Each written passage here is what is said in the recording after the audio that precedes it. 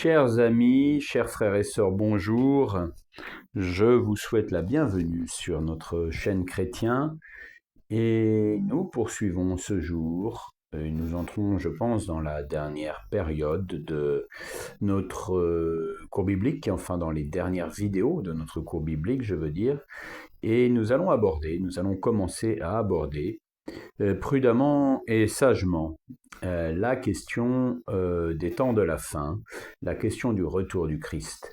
Ensuite, dans une dernière partie, nous allons aborder la restauration de l'Église du Nouveau Testament. Nous avons parlé jusqu'à présent des questions spirituelles autour de la foi, autour du salut. Nous avons parlé de l'unité de l'Église, de la nécessité d'être fidèle à l'Église fondée par Jésus-Christ et à son unité. Il y a une question qui est toujours la plus complexe, la plus subtile à aborder, qui est la question de ce qu'on appelle en théologie l'eschatologie, c'est-à-dire l'étude des temps de la fin, donc de ce qui n'est pas encore arrivé. Et pour cela, nous allons faire plusieurs capsules pour parler précisément de ce que la Bible nous enseigne, et non pas de ce que nous croyons, mais de ce que nous savons parce que la Bible enseigne. Il y a en effet de très nombreuses théologies des temps de la fin. Il y a ce qu'on appelle les pré-millénaristes, les amillénaristes, les post-millénaristes. Il y a à l'intérieur de ces différentes théologies beaucoup de subtilité, de nuances. Et je n'ai aucune prétention pour trancher tous les débats inhérents à cette question. Mais je veux avec vous déblayer le sujet du retour de Jésus-Christ. On ne peut pas s'échapper de cette question. Alors premièrement, il y a deux points qui sont essentiels et sur lesquels on peut parler avec autorité. C'est que Jésus reviendra, c'est qu'on ne sait pas quand il reviendra, et c'est qu'on sait également qu'il peut revenir à n'importe quel moment. On va lire quelques versets. On va commencer avec la lettre de Jacques. Et nous allons dans Jacques au chapitre 5.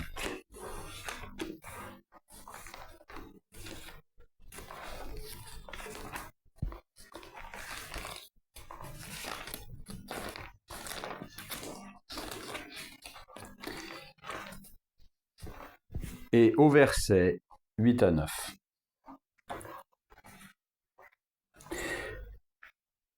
Même le verset 7. Soyez donc patients, frères, jusqu'à l'avènement du Seigneur. Voici, le laboureur attend le précieux fruit de la terre, prenant patience à son égard, jusqu'à ce qu'il ait reçu les pluies de la première et de l'arrière-saison. Vous aussi soyez patients, affermissez vos cœurs, car l'avènement du Seigneur est proche.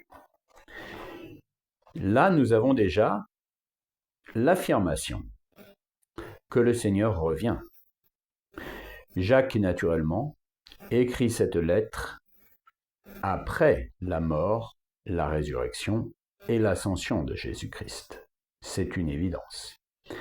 Et il nous dit bien, soyez donc patients, frères, jusqu'à l'avènement du Seigneur. L'avènement du Seigneur, l'avènement, c'est l'avènement d'un roi, c'est un triomphe, c'est un retour triomphal. Et il nous dit, l'avènement du Seigneur est proche. Ça, c'est un point qui peut nous surprendre. Nous allons y revenir. Il s'agit donc de Jacques. Nous allons constater que ce n'est pas une théologie propre à Jacques. C'est extrêmement important que nous étayions notre point de vue par différents auteurs de la Bible. Nous allons donc voir ce qu'en dit Paul, notamment dans sa lettre aux Philippiens, au chapitre 4 et au verset 5. Que votre douceur soit connue de tous les hommes. Le Seigneur est proche. Là, il affirme également aux chrétiens de la ville de Philippe que le Seigneur est proche. L'auteur de la lettre aux Hébreux maintenant au chapitre 10 et au verset 37.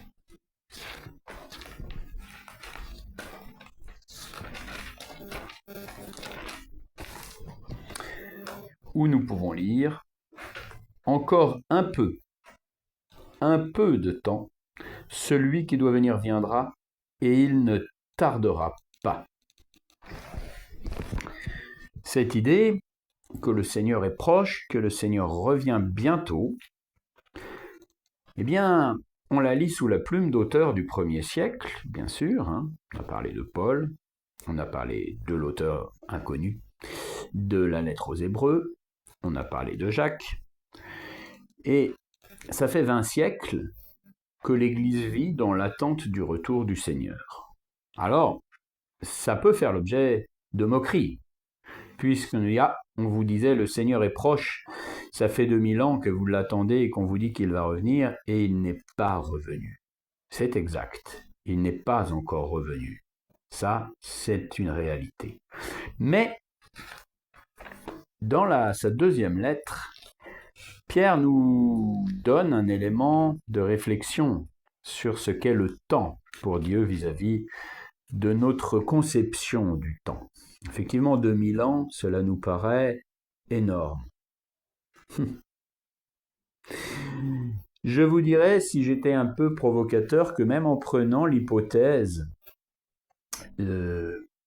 communément admise par la communauté scientifique, à savoir que l'homme est apparu il y a environ 3 millions d'années, et qu'il a évolué jusqu'à ce que l'histoire de l'humanité commence. Cette histoire, on la situe autour de 3500 avant Jésus-Christ. Je vais déjà vous donner cet élément de réflexion, même si je sais qu'il ne conviendra pas à beaucoup d'entre vous qui ne validez pas forcément la théorie de l'évolution de l'homme et de son apparition progressive il y a environ 2,9 millions d'années pour être précis. Mais simplement, c'est un élément vis-à-vis du temps qui me paraît intéressant. On croit, de notre point de vue humain, que la période de Jésus-Christ, c'est vraiment il y a très longtemps. Il y a 2000 ans pour être précis. Mais franchement, si on s'en réfère aux thèses scientifiques, qu'est-ce que c'est que 2000 ans par rapport à 3 millions d'années qui les précéderaient? C'est-à-dire que la préhistoire, elle aurait duré, selon les thèses scientifiques, de moins 3 millions à moins 3500 avant Jésus-Christ. Elle a duré 3 millions d'années, en résumé. Et l'histoire, elle, c'est 5000 ans. C'est-à-dire que c'est ridiculement minuscule à l'échelle de l'ensemble de l'histoire avec un grand H de l'humanité. Donc, on peut vraiment relativiser déjà cela. Mais ça, c'est pour utiliser le point de vue scientifique, que je ne valide pas, que je n'invalide pas, je vous laisse avoir votre conviction là-dessus. Mais déjà, en se référant à un point de vue admis par beaucoup, on ne peut pas dire que 2000 ans, ce soit une grande période. C'est une minuscule période à l'échelle de l'histoire humaine. Et à l'échelle de Dieu, mais qu'est-ce que ça peut être que 2000 ans? Un Dieu d'éternité, un Dieu qui existe depuis toujours. 2000 ans pour lui, qu'est-ce que c'est? Eh bien, on a une petite réponse dans la Bible. Et dans la deuxième lettre de Pierre, au chapitre 3, versets 3 à 8.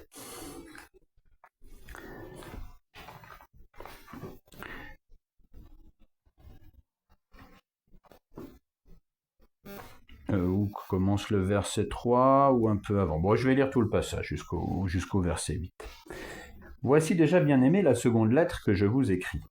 Dans l'une et dans l'autre, je cherche à éveiller par des avertissements votre saine intelligence, afin que vous vous souveniez des choses annoncées d'avance par les saints prophètes et du commandement du Seigneur et Sauveur, enseigné par les apôtres, sachant avant tout que dans les derniers jours, il viendra des moqueurs, avec leurs railleries, marchant selon leur propre convoitise, et disant « Où est la promesse de son avènement ?» Car, depuis que les pères sont morts, tout demeure comme dès le commencement de la création. Ils veulent ignorer en effet que des cieux existèrent autrefois par la parole de Dieu, et de même qu'une terre tirée de l'eau est formée au moyen de l'eau, et que par ces choses le monde d'alors périt submergé par l'eau, tandis que par la même parole, les cieux et la terre d'à présent sont gardés et réservés pour le feu, pour le jour du jugement et de la ruine des hommes impies. Mais il est une chose, bien-aimée, que vous ne devez pas ignorer, c'est que devant le Seigneur, un jour est comme 1000 ans, et 1000 ans sont comme un jour. Le Seigneur ne tarde pas dans l'accomplissement de la promesse, comme quelques-uns le croient, mais il use de patience envers vous, ne voulant pas qu'aucun périsse, mais voulant que tous arrivent à la repentance. Le jour du Seigneur viendra comme un voleur dans la nuit. Voyez, c'est dit autrement, avec l'inspiration du Saint-Esprit reçue par Pierre, lui-même anticipe, prévoit, peut-être les a-t-il déjà rencontrés, les moqueries, les railleries de ceux qui disent « Ah, ben, vous attendez le Seigneur ». Le même qu'on peut nous dire aujourd'hui, vous attendez le Seigneur depuis 2000 ans, mais 2000 ans, c'est rien. Si j'en crois l'apôtre Pierre, 2000 ans pour Dieu, c'est 2 jours pour nous. Et encore que je ne sais pas s'il faut prendre à la lettre ce verset, mais plutôt considérer les 1000 ans comme une forme d'éternité, comme un chiffre symbolique d'une éternité quasiment. Donc vous voyez, on a beaucoup à relativiser la question du Seigneur est proche, parce que notre esprit, à l'échelle d'une vie humaine qui dure de nos jours 80, 85 ans, allez, 100 ans, 120 ans pour les prochaines générations, probablement, ce n'est rien du tout. On pense que 2000 ans c'est beaucoup, mais ce n'est rien. Rien à l'échelle de l'humanité, et bien encore rien du tout à l'échelle de Dieu. Ce Dieu d'éternité. Qu'est-ce que 2000 ans par rapport à l'éternité ? Je crois qu'il n'y a même pas de réponse correcte à cette question. Donc ça, c'est un élément de réflexion qui, je pense, était vraiment nécessaire de donner. Et puis, il y a quelque chose d'important, et là, je crois qu'il faut que je sois aussi assez catégorique. Nous n'avons pas à prêcher, nous n'avons pas à enseigner le jour du retour de Christ. C'est une chose qui ne nous appartient pas. Et c'est une grande erreur théologique. Et je dirais même un blasphème au sens où on s'accorde des droits que nous n'avons pas que de le prétendre. Et vous le savez, les témoins de Jéhovah n'ont cessé, par l'intermédiaire de leur pasteur fondateur, Charles Taze Russell, puis également de ses successeurs, d'annoncer des dates. Toutes ces dates, évidemment, se sont avérées totalement fausses. Et il y a d'autres cas, dont certains mouvements se disant chrétiens, qui ont osé s'avancer sur une date du retour de Jésus-Christ. Pourtant, il suffit quand même d'ouvrir la Bible, et là, les exemples sont nombreux. Nous allons aller dans 1 Thessaloniciens 5, et après on ira dans l'évangile de Matthieu, parce que je vais un petit peu m'attarder sur le texte de Matthieu, donc je vais réserver mes commentaires pour un peu après. 1 Thessaloniciens 5, 1, 3, donc maintenant vous commencez à connaître très bien la Bible, donc la première lettre aux Thessaloniciens. Alors moi je ne veux pas la connaître si bien que ça, puisque je ne la... Oui, quand même, je ne la trouve pas, c'est que ma Bible est une Bible où c'est écrit très serré, et parfois certains livres tiennent en 2 pages, donc parfois on rate facilement le livre. 1 Thessaloniciens 5, versets 1 à 3. Pour ce qui est des temps et des moments, vous n'avez pas besoin, frères, qu'on vous en écrive, car vous savez bien vous-même que le jour du Seigneur viendra comme un voleur dans la nuit. Quand les hommes diront paix et sûreté, alors une ruine soudaine les surprendra, comme les douleurs de l'enfantement surprennent la femme enceinte, et ils n'échapperont point. C'est une belle comparaison de comparer cela au moment où une femme accouche. parce qu'il y a un petit peu de tout dans cette comparaison.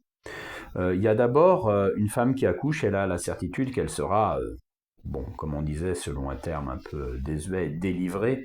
Bon, je ne reprendrai pas ce terme à mon compte, mais c'est celui qui m'est venu à l'esprit. Elle le sait. Une femme enceinte sait que bien sûr elle ne sera pas enceinte toute sa vie, naturellement. Donc elle a la certitude que cela va arriver. Nous avons la certitude du retour du Seigneur. Cette femme également, elle voit peut-être approcher une période qui serait propice à cela. On est parfaitement d'accord. Dans le dernier mois de sa grossesse, une femme évidemment s'attend à accoucher. Pour autant, elle est bien incapable de dire si ce sera le 22 ou le 23, si ce sera à 8h ou à 20h. On ne le sait pas. Elle ne le sait pas. Et nul ne le sait. Et c'est une très bonne comparaison. Et malgré tout, même si il est probable qu'elle accouche évidemment à la fin du 8e, 9e mois, rien ne dit qu'elle n'accouchera pas au 6e ou au 7e mois. Même si, on le sait, cela peut générer des problèmes de santé pour l'enfant ou les enfants à naître. Mais néanmoins, c'est une possibilité. Donc elle n'a pas non plus de certitude absolue. Alors on peut voir des éléments qui nous font penser qu'on arrive dans les temps de la fin. Mais, nous ne sommes pas du tout certains, néanmoins, que cela correspond au temps où le Seigneur arrivera. Donc j'aime beaucoup, moi, cette comparaison que Paul fait avec une femme enceinte, comparaison avec notre attente du retour du Seigneur. Mais il dit bien, pour ce qui est des temps et des moments, vous n'avez pas besoin, frères, qu'on vous en écrive. Et Matthieu est encore plus clair, enfin plus clair, il est tout aussi clair, disons, dans le chapitre 24, sur lequel on va revenir et qu'on va peut-être lire plus profondément tout à l'heure. Nous avons au verset 26, donc nous sommes dans l'évangile selon Matthieu au chapitre 24 au verset 36, et puis on va lire le verset 44. « Pour ce qui est du jour et de l'heure, personne ne le sait, ni les anges des cieux, mais le Père seul. » C'est Jésus qui écrit. Précisons les choses. Enfin, c'est Jésus qui écrit. C'est Jésus qui parle, excusez-moi, c'est Matthieu qui écrit. Mais vous m'avez compris. Au verset 44, « C'est pourquoi vous aussi, tenez-vous prêts, car le Fils de l'homme viendra à l'heure où vous n'y penserez pas. » Vous voyez, il y a quand même plusieurs avertissements qui nous interdisent formellement d'aller prophétiser des événements que même Jésus ne veut pas dater, qui appartient au Père seul, nous déclare le Fils. Donc il n'y a pas lieu d'ergoter, de créer des sectes et des espèces de mouvements pour faire semblant d'avoir eu des révélations. Tout cela est faux, tout cela n'appartient qu'à Dieu. Notre devoir, c'est de nous tenir prêts, c'est d'avoir la conviction que Christ revient et c'est d'avoir l'humilité de ne pas savoir quand. Ça peut être maintenant, au moment où je vous parle. On le dit toujours en plaisantant, mais la réalité, c'est que ça peut être là, et ça peut être dans quelques années, et ça peut être dans bien plus longtemps. Je n'ai pas la réponse à cette question. Et j'interdis à quiconque, Bible en main, j'interdis, de prétendre qu'il le sait. Alors, ce passage que je viens de vous lire, Matthieu 24, c'est quelque chose... c'est un passage qui est utilisé de même que son passage parallèle dans l'évangile selon Luc au chapitre 21. C'est un passage qui est très utilisé pour déclarer qu'on sait à quel moment Jésus va revenir et ce qu'il faut observer. Je vais largement lire le passage. Je vais également lire le passage parallèle dans l'évangile selon Luc au chapitre 21. Je lis donc un peu plus en avant le chapitre 24 de l'évangile selon Matthieu. Et je vais peut-être faire des pauses pour commenter un tout petit peu. Comme Jésus s'en allait au sortir du temple, ses disciples s'approchèrent pour lui en faire remarquer les constructions. Mais il leur dit, « Voyez-vous tout cela ? Je vous le dis en vérité, il ne restera pas ici pierre sur pierre qui ne soit renversée. » Il s'assit sur la montagne des Oliviers, et les disciples vinrent en particulier lui faire cette question. « Dis-nous quand cela arrivera-t-il, et quel sera le signe de ton avènement et de la fin du monde ?» Jésus leur répondit, « Prenez garde que personne ne vous séduise, car plusieurs viendront sous mon nom, disant « C'est moi qui suis le Christ ». Et ils séduiront beaucoup de gens. Vous entendrez parler de guerre et de bruit de guerre. Gardez-vous d'être troublés, car il faut que ces choses arrivent. Mais ce ne sera pas encore la fin. Une nation s'élèvera contre une nation et un royaume contre un royaume. Et il y aura en divers lieux des famines et des tremblements de terre. Tout cela ne sera que le commencement des douleurs.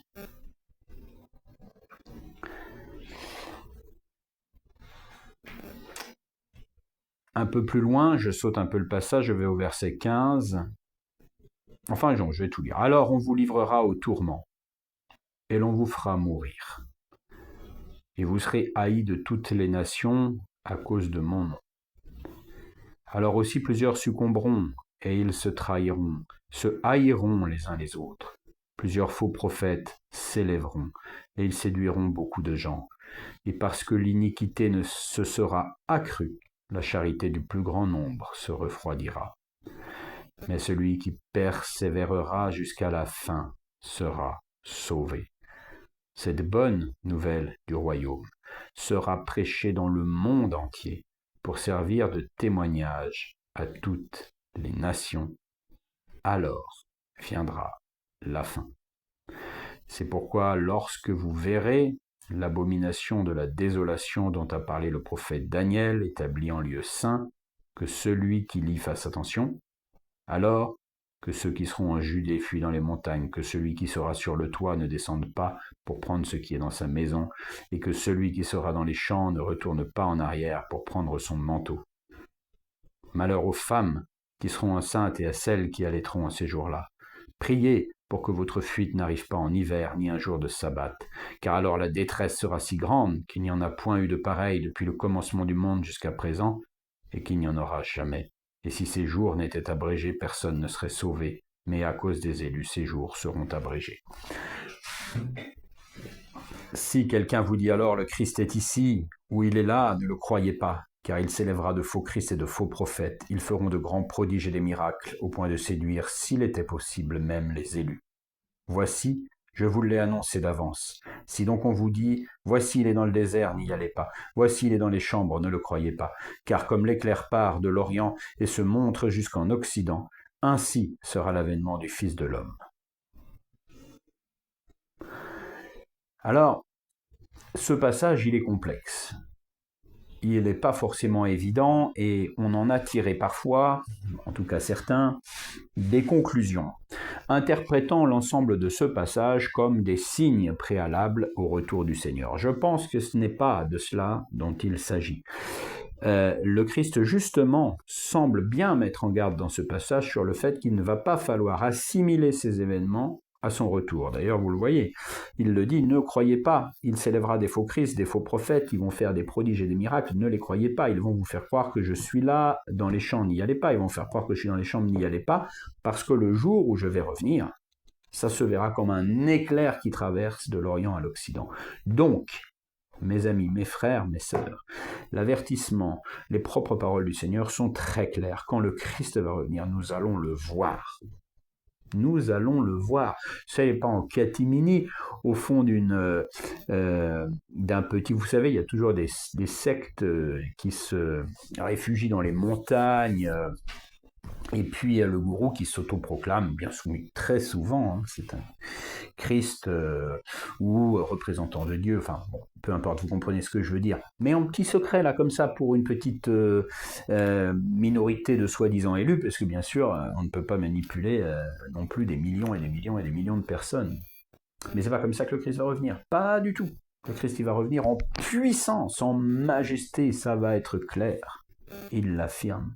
Donc on n'a pas à s'en faire, on ne va pas le rater, on va le voir arriver. Ça, c'est un point important. Le texte est assez clair là-dessus. Mais Je reviens sur le début du texte. Au tout début, quand Jésus s'assoit, il sort du temple. Il sort du temple avec ses disciples, il s'assoit sur la montagne des Oliviers et il regarde cette construction, ce temple voulu par Dieu, issu du tabernacle et des instructions données à Moïse, ce temple que l'on a construit et dans lequel les objets du culte sur les propres indications que l'Éternel donna à Moïse sont rassemblés. Et on va y revenir. Et il dit, il ne va pas rester pierre sur pierre de ce temple. Et juste après, les disciples font le lien avec son avènement. Et il dit bien, attention, mon avènement aura lieu après ces événements, mais ils ne sont pas liés. Les événements dont Jésus parle à ses disciples, et on le voit puisqu'il parle de gens qui sont en Judée, il parle d'une fuite le jour de sabbat, il parle du monde juif, il parle de la destruction du temple de Jérusalem.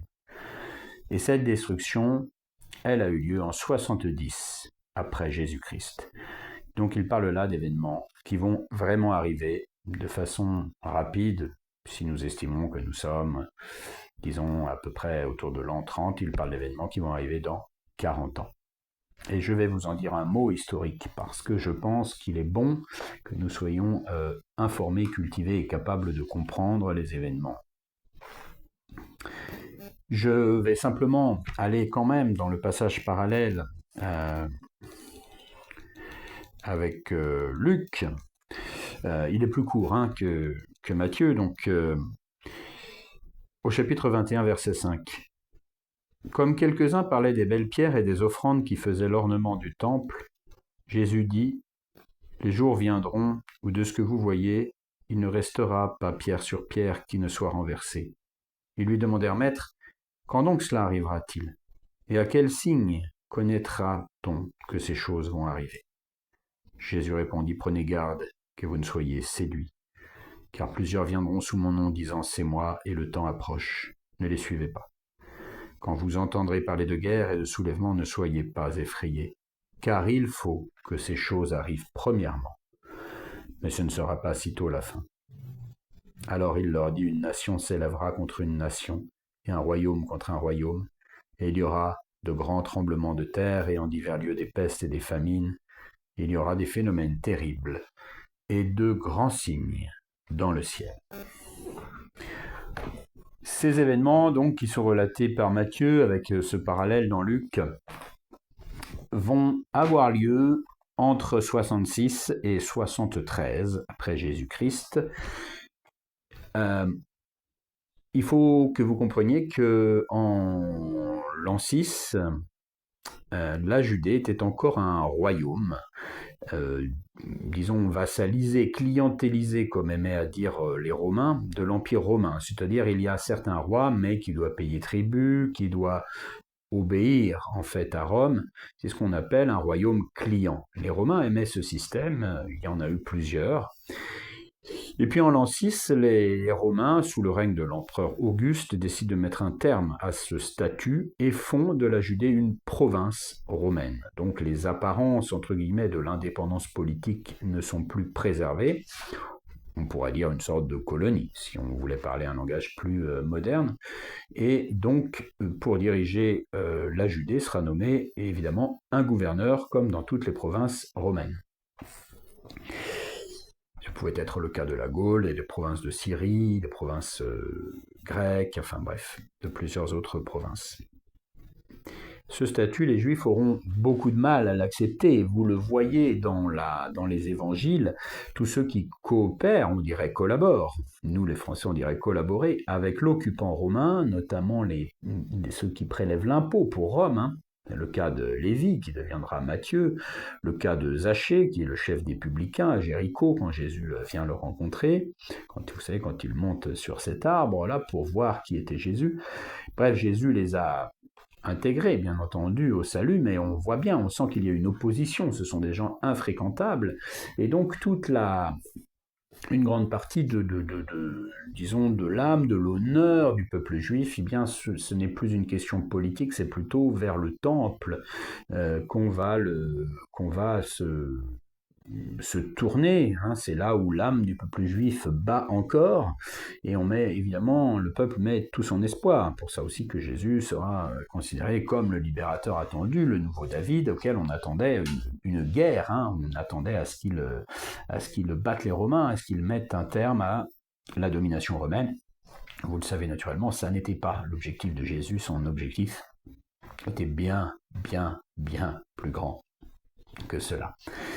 Mais il n'en reste pas moins qu'en l'an 66, un gouverneur romain qui s'appelle Gessius Florus décide de prélever des grandes quantités d'or, hein, on parle de 600 kilos d'or, 17 talents d'or, sur le trésor du temple, ce qui va entraîner une révolte là pour le coup militaire, politique, de factions juives qui vont d'ailleurs avoir beaucoup de mal à s'entendre, hein. Il va y avoir différentes camps rebelles, peut-être qu'on a ça en germe un peu déjà dans la division entre les pharisiens, les sadducéens, ou le camp des scribes, etc.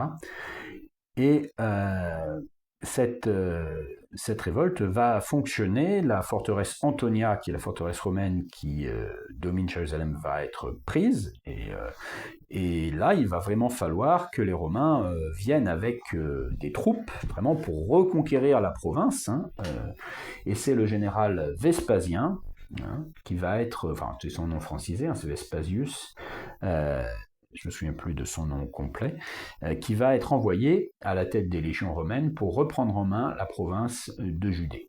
Bon, comme bien souvent, cela va fonctionner. C'est à noter la résistance du peuple juif quand même, hein, parce que vous savez, là je fais un petit encart, on a parlé de Pax Romana. On imagine parfois que la conquête romaine a été ultra violente, qu'elle a été très difficile à accepter pour les populations, il ne faut pas le voir comme une conquête militaire, même s'il y a eu des combats, bien entendu, on le sait, hein, par exemple la conquête de la Gaule par Jules César, etc. Mais il y a toujours eu des gens favorables aux Romains d'abord, et ensuite, bien souvent, très peu de temps après la conquête, les choses se passent souvent très bien, parce que les Romains gardent beaucoup des traditions des gens, du moment qu'on respecte l'empereur, du moment qu'on paye l'impôt, et en réalité, par exemple en Gaule, il y a eu très peu de révoltes à la suite de la conquête par les Romains. Il y a eu toute cette civilisation qu'on a appelée gallo-romaine, qui s'est développée pendant 3 siècles, et les gens, les Gaulois sont parfaitement fondus dans la culture romaine, au point justement qu'on l'appelle gallo-romaine, et puis elle a ensuite donné beaucoup de fonctionnaires, beaucoup de dirigeants, et même des empereurs à Rome. Bon, vous voyez, pour le cas du peuple juif, hein, cette identité que Dieu leur a donnée, qui était très forte, hein, ils s'étaient déjà rebellés contre Pharaon en refusant l'esclavage, eh bien, il y a toujours ça en germe, hein. On n'accepte pas facilement la domination romaine quand on est de culture juive. Donc ça, c'était un encart pour vous dire quelle est la spécificité quand même du peuple juif dans l'Empire romain. Alors, il faut dire que bien sûr, les juifs refusent le culte à l'empereur, hein, refusent un certain nombre de points qui est un scandale, pour eux, une abomination. Alors en 66, ce général Vespasien va commencer la reprise en main après cette révolte. Ça va être très long, et il se trouve que ce général en 69, il devient empereur sous le nom de Vespasien. Ce sera d'ailleurs l'occasion de fonder une nouvelle dynastie impériale à Rome. Et c'est son fils, le général Titus, qui lui-même deviendra empereur par la suite, mais c'est un autre sujet, qui va reprendre en main la conquête commencée par son père, à partir de 69. Et en 70, il va s'emparer de Jérusalem, à la suite d'un siège complexe, et il va finir par entrer dans le temple, par brûler la porte du temple, et il y met le feu. Alors, apparemment, d'après ce que pensent les historiens, c'est pas sur la volonté de Titus qu'on a mis le feu au temple de Jérusalem, ce serait plutôt à l'initiative d'autres militaires, mais enfin, en tout cas, le résultat est là. L'armée romaine met le feu au temple de Jérusalem et va le piller, va le détruire pierre sur pierre, et va le piller. Et imaginez que le général Titus va revenir à Rome avec le chandelier d'or, la menorah à 7 branches, hein, celle dont vous pouvez trouver dans Exode 25 ou 26, 26 je crois, je vais vérifier, pas vous dire de bêtises, les instructions que l'Éternel a données à Moïse. Imaginez le traumatisme pour le peuple juif, ce qui justifie les prophéties que Jésus donne. Il dit pierre sur pierre, il ne restera rien de ce temple. Vous imaginez comment un homme qui prophétise que ce temple, qui a été quand même dans les objets du culte, le tabernacle ordonné par Dieu à Moïse, va être détruit par des païens, par des adorateurs de toutes les divinités, des successeurs d'une certaine façon des Philistins, qui pouvaient adorer Baal et les Astartés. Les Romains sont des païens avec un panthéon. Et c'est eux qui vont détruire le temple, et non seulement le détruire, mais humilier jusqu'à amener les objets du culte à Rome. Et si vous allez à Rome, vous pouvez voir l'arc de Titus à Rome, sur lequel on voit le triomphe de Titus, on voit les soldats romains, c'est sculpté en bas-relief, qui ramènent le chandelier, je le mettrai en image de cette vidéo, le chandelier d'or à Rome. Alors vous imaginez, je pense, le traumatisme, le choc, et véritablement, je ne sais pas comment on peut interpréter, oui c'est ça, Exode 25, Exode 25, 31, et vous avez aussi la table en acacia recouverte d'or sur lequel on met les pains de proposition qui va être, elle aussi, ramenée par le général Titus à Rome. Vous voyez, ce sont des objets d'importance considérable pour le peuple juif, et à partir de cette année-là, il n'y aura plus de temple à Jérusalem, et le judaïsme va se transformer, va devenir vraiment un judaïsme rabbinique, un judaïsme de synagogue. Il n'y aura plus à Jérusalem le cœur du culte. Et vous savez qu'aujourd'hui, il ne reste plus qu'un tout petit bout du mur, ce qu'on appelle de temple, ce qu'on appelle les fameux murs des lamentations. Donc ce temple a véritablement disparu quasiment, à part quelques pierres. Et bien c'est de ça dont Jésus parle, c'est de ce traumatisme, c'est de cette catastrophe. Et Jésus, il voyait qu'il y a un sens spirituel très grand. C'est-à-dire que Jésus dit à ses disciples, ce temple-là, il ne faut pas vous y attacher. Et là, il n'a cessé d'enseigner que nous étions le temple, nous, le corps des chrétiens, ceux qui ont la foi, et son corps à lui, le corps de Christ, qui est l'Église. Il y a un corps spirituel désormais, il y a un temple spirituel désormais avec Jésus-Christ. Donc il y a un rapport avec ces enseignements, je veux dire, ont un sens spirituel très profond. Il dit bien, vous admirez ce temple, je vous comprends. Vous êtes des Juifs nés en Galilée ou en Judée pour certains, et bien sûr vous y êtes attachés, mais il ne restera pas pierre sur pierre de ce temple. Et gardez-vous de croire que c'est le début de la fin. Non, mon avènement n'aura lieu qu'après ces événements. Voilà. Et là, je pense qu'il faut avoir un petit peu conscience de tout cela avant d'aller trop rapidement dans des interprétations. Il s'agit bien ici, puisque tout le passage suit l'affirmation de Jésus que le temple sera détruit pierre sur pierre. Voilà, vous voyez, donc c'est vraiment important de lire ce passage, Matthieu 24, c'est vraiment important de lire ce passage, et c'est important aussi de savoir qu'au verset 34, donc de ce même passage, Jésus dit « Je vous le dis en vérité, cette génération ne passera point que tout cela n'arrive. » C'est-à-dire que tout ce qui est décrit dans Matthieu 24, Jésus-Christ dit bien, c'est cette génération, il parle à ses disciples, sera là pour le voir. Alors, pour certains seront morts, mais disons qu'en termes de génération, donc on a là une indication temporelle très claire. Ces événements sont proches, il ne parle pas de son retour. Voilà.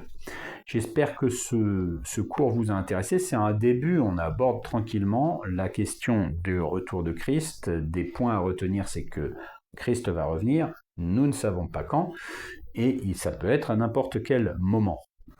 Et que Matthieu 24 n'est pas une explication des événements qui doivent arriver juste avant son retour, mais bien des événements de la destruction du temple de Jérusalem, dont il voulait bien sûr que ses disciples soient conscients. Donc une prophétie de Jésus-Christ sur cette destruction de l'an 70.